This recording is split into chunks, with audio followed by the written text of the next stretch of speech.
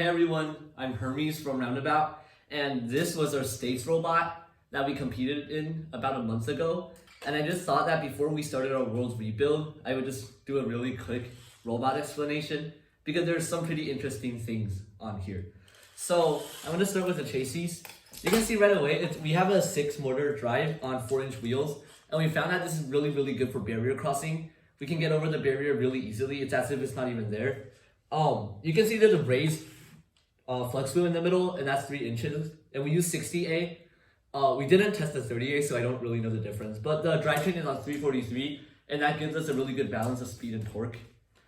And the barrier crossing is so good, we don't even have actual sleds. We just have the cut C channels at the front, and it goes over super easily here.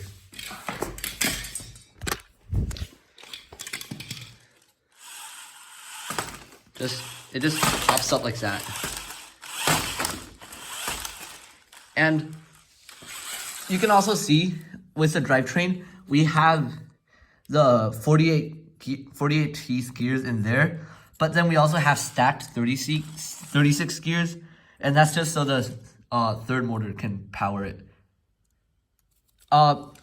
Moving on to the wings. For the wings, we actually have locking wings. We have locking wings, and we use polycarb to get the custom geometry. This is just 5 layers of polycarb stacked on top of each other. And yeah.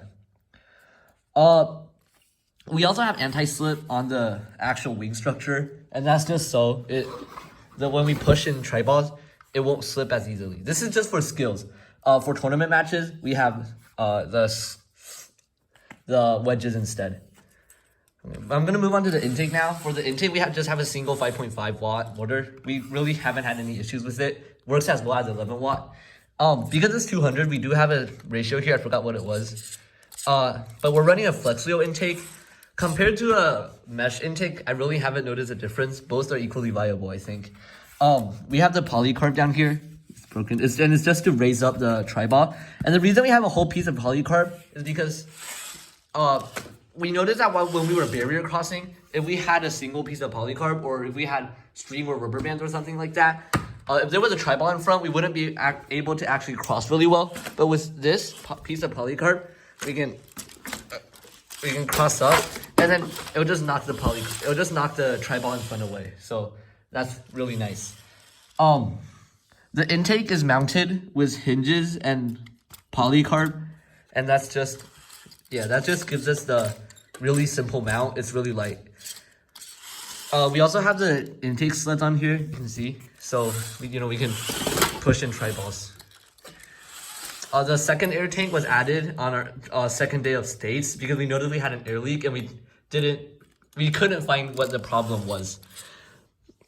Yeah. So moving on to the shooter. For the shooter, we run a single 11 watt shooter. The ratio goes 24 and then 48, and then the 48 is on the same shaft as 2 triple slip 36 that's driving to 60. So it's a compound gear ratio, and it's also really good because it's 150 shots a minute, but it also has a lot of torque. It has the equivalent of 22 watts of torque. So we really haven't had any issues with torque with the shooting. And then something interesting about the shooter is the way we banded it. So the rubber bands, there's lots of friction against this shaft. So we have this anti-slip around the rubber bands just to stop it from breaking. And that was just something we added on the first day of States because the rubber bands were snapping like every single match. It was a really big issue. And the rubber band behind is just to provide a really quick and easy fix. We have the polycarb that we can put our mash loads on. Shout out to Gremlin. I love Gremlin. And you'll notice that the shooter is actually mounted on our hang, which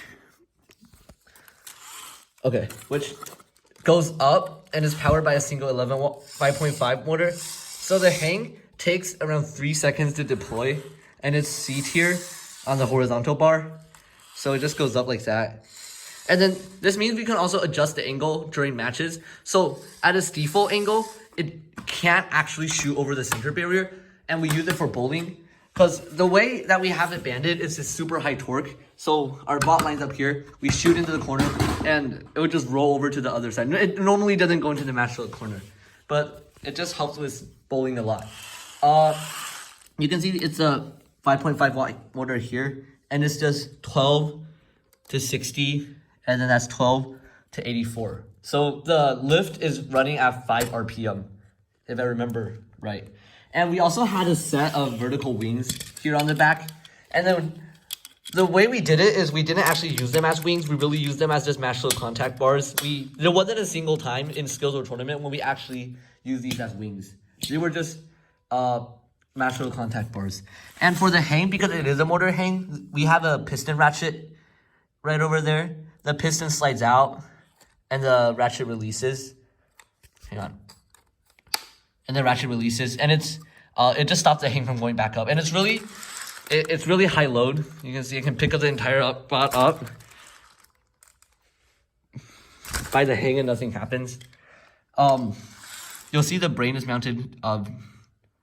The brain is mounted slanted, and that's just to give room for the hang bar.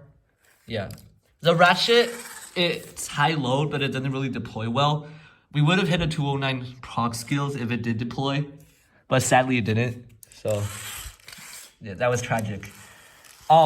That's pretty much it for the state spot. We are gonna rebuild to something for Worlds, and we're pretty excited about it. So yeah, see you guys at Worlds.